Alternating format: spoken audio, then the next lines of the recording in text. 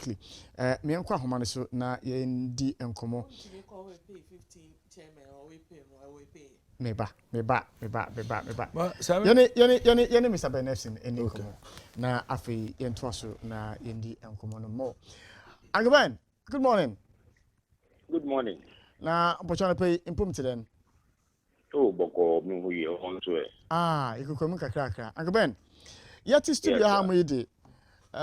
You know urban elections no one sama and the politics of this country are enyimu papa. Ye na adwini mu no. Ye hunu de o. Wo nkofu bi a people in government and abano odi wonechi and nkofu bi a abano ondi wonechi.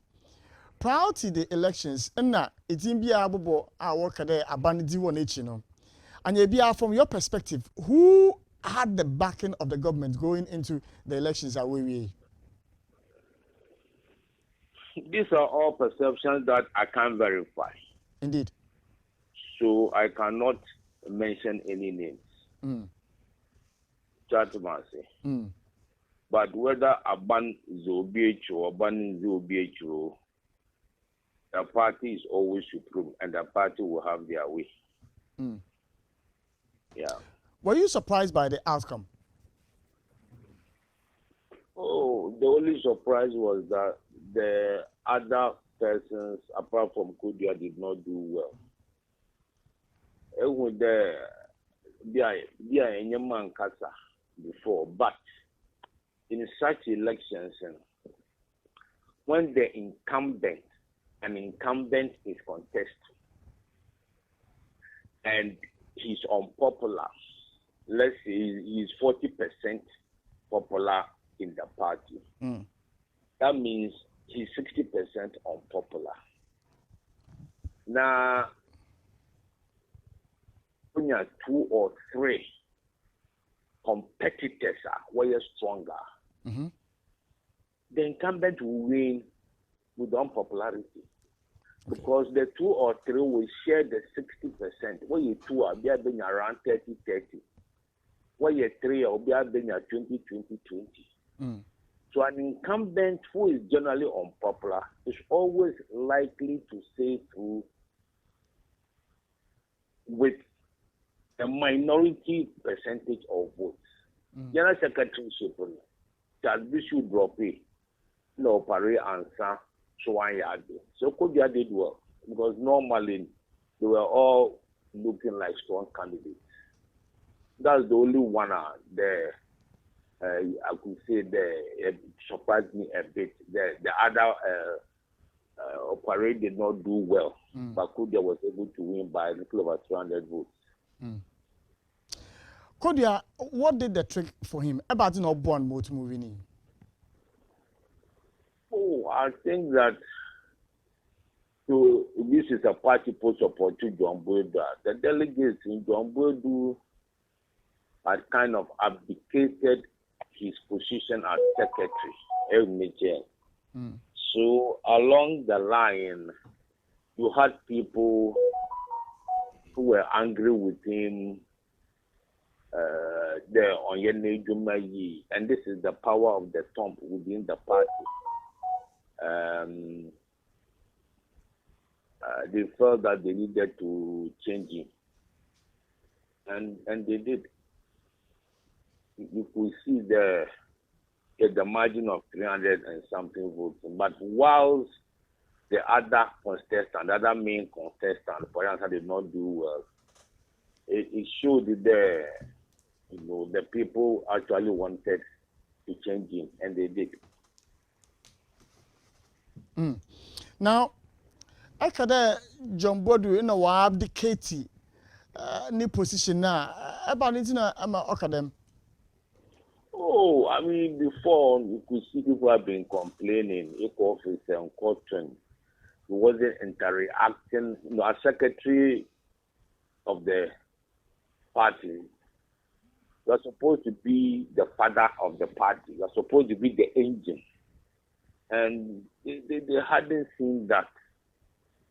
So they felt that there was the need to bring him to order. And with this kind of voting, when I elect one, I'm sure that the signal will be you come and mess up you also go home. Again, Eshe team, yeah. The rhetoric and the slogan, breaking the eight. Ubotu are breaking 8 now. Oh, 2.5 years to elections, it's a long time. The NDC as a party too has not done well. Where NPP is now, that is where the NDC should have been. As the opposition party, you go to Congress early and you get to act together. So 2.5 years to elections, mind you, the NPP will be going to elect a new candidate. If the party elects and there's no harmony, it will bring problems. You understand? The NDC too are going to do elections to elect their flag bearer. So breaking the 8 in wishes are not horses. So there's quite a long time. Now, Yembra, the effort at unification, seeing how the elections turn out, Martin Titus Glover or Kasa also no ontum on question and a be national union. I don't know how Justin Kudia and John Bodu, he says that he will tap into their knowledge and experience. I don't know how it's going to be, but do you think that road will be an easy road for the NPP? I think that for both parties, they've exhibited that no individual can be bigger than the party.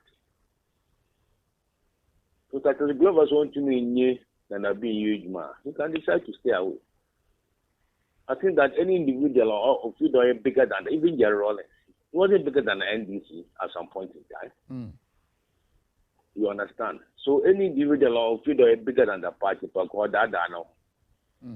I don't think that for the history of the two parties, any individual can say, I am bigger than the party. And I think that that is what they should understand.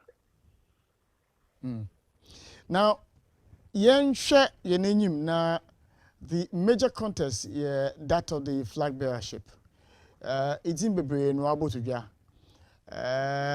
The wopede what you who see the woboto about no way you want to represent NPP going into the 2024 elections. But maybe so between Alan Kennedy Japan and Dr. Mahmoud Baumia, the vice president. Actually, I'll buy a contest to look out for, to watch out for.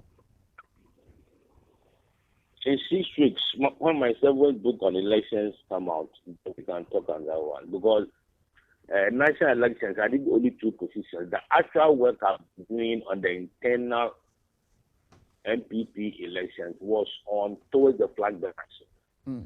The flag bearer aspirants, let's say, as at national level, in your own for elected at polling station, constituency, and regional Tumida.